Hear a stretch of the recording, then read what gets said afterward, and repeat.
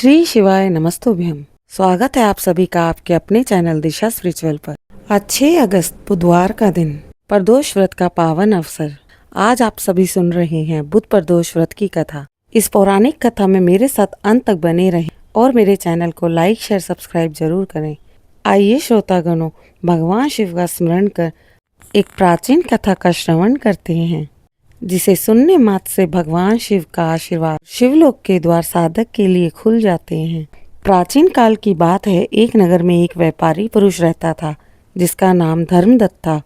वह सच्चा, ईमानदार और घनिष्ठ व्यक्ति था। हाल ही में उसका विवाह हुआ था। विवाह के कुछ समय बाद गोने का समय आया। धर्मदत्त अपनी पत्नी को लेने के लिए ससुराल गया। धर्मदत्त ने अपनी सास ससुर के चरणों में झुककर बोला, माता पिता, यह गोने का समय आ गया है। मैं अपनी पत्नी को लेकर अपने नगर वापस जा रहा हूँ। सास ने मुस्कुराते हुए कहा, बेटा, निश्चित ही है, ये तुम्हारा अधिकार है, लेकिन आज बुधवार का दिन है। बुधवार को बहू बेटी की विदाई अशुभ होती है। अगर आज मैं इन्हें विदा करूँगी तो अनिष्ट हो सकता है। ससुर ने कहा, बुधवार को गृह प्रवेश या बहू को पुनः लाना शास्त्रों में वर्जित माना जाता है। 2 दिन और रुक जाओ, गुरुवार के दिन ले जाना। धर्मदत्त ने जिद पकड़कर कहा, नहीं, मुझे तुरंत अपने नगर लौटना है। आप निश्चिंत रहे, कुछ भी अनिष्ट नहीं होगा। मैं अपने घर के काम अधूरे छोड़कर आया हूँ, मुझे घर जरूर जाना है। सास ससुर ने बहुत समझाया, सालियों ने भी आग्रह किया, लेकिन धर्मदत्त था जो माना ही नहीं, और विवश होकर माता पिता ने आंसुओं के साथ बेटी को विदा किया। धर्मदत्त और उसकी पत्नी बैलगाड़ी में अपने नगर की ओर निकल पड़े। हवा में हल्की ठंडक सी थी, रास्ते में हरियाली फैली थी। चलते चलते दोपहर का समय हो गया, सूरज सिर पर आ गया।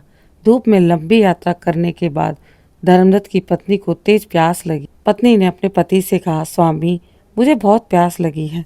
स्वामी, मुझे बहुत प्यास लगी है, कृपया करके मुझे पानी लाकर दीजिए। धर्मदत्त तुरंत पास के कुएं की ओर अपना लोटा लेकर पानी भरने गया। जब वह लौट कर आया तो उसे दिखा उसकी पत्नी एक अनजान पुरुष के साथ बैठी है, जो कि उसी के समान दिख रहा है।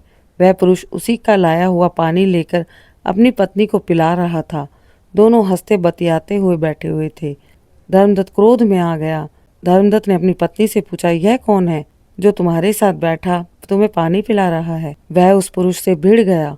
वह उससे झगड़ा करने लगा, लेकिन जैसे ही उसने उसका चेहरा देखा, उसके पैरों तले जमीन खिसक गई, क्योंकि वह पुरुष बिल्कुल उसी की तरह था। उसी के जैसा चेहरा, वही वेशभूषा, वही आवाज। दोनों एक दूसरे को झूठा कहकर लड़ने लगे। वहां पर भीड़ जमा हो गई। लोग समझ ही नहीं पा रहे थे कि असली कौन है।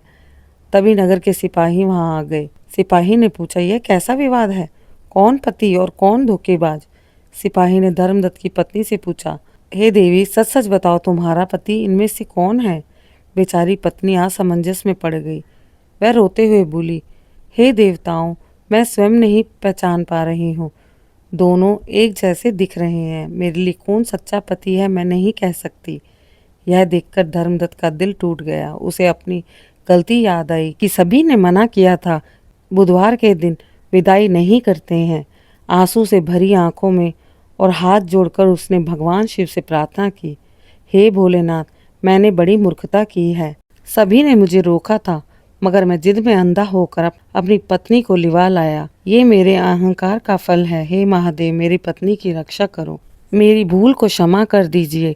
मैं जीवन भर बुधवार प्रदोष व्रत रखूंगा। जैसे ही धर्मदत्त ने सच्चे हृदय से प्रार्थना की, वहीं दूसरा पुरुष अचानक मुस्कुराया और धीरे धीरे प्रकाश में बदलने लगा। लोग आश्चर्यचकित होकर देखने लगे।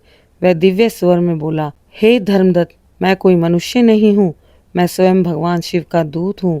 तुम्हारी जिद के कारण यह भ्रम उत्पन्न हुआ। यह शिक्षा है कि बुधवार को गृह प्रवेश या पत्नी का गोना नहीं होना चाहिए। यह दिन बुधदेव को समर्पित है और इस दिन यात्रा या विदाई से कलेश उत्पन्न होते हैं। तुम्हारे पश्चाताप से प्रसन्न होकर मैं अंतर्ध्यान होता हूँ। इतना कहते ही वह आकृति गायब हो गई। धर्मदत्त की पत्नी रोते हुए अपने पति के गले लग गई। इसके बाद दोनों पत्नी सकुशल नगर पहुंचे। धर्मदत्त ने भगवान शिव और माता पार्वती को आभार व्यक्त किया और उसी दिन से उसने बुधवार प्रदोष व्रत का पालन शुरू कर दिया। धीरे धीरे यह व्रत नगर में प्रसिद्ध होने लगा। हर हर महादेव, ओम नमः शिवाय। आशा करती हूँ आज की कथा आपको पसंद आई होगी। कृपया मेरे चैनल को लाइक शेयर सब्सक्राइब जरूर करें।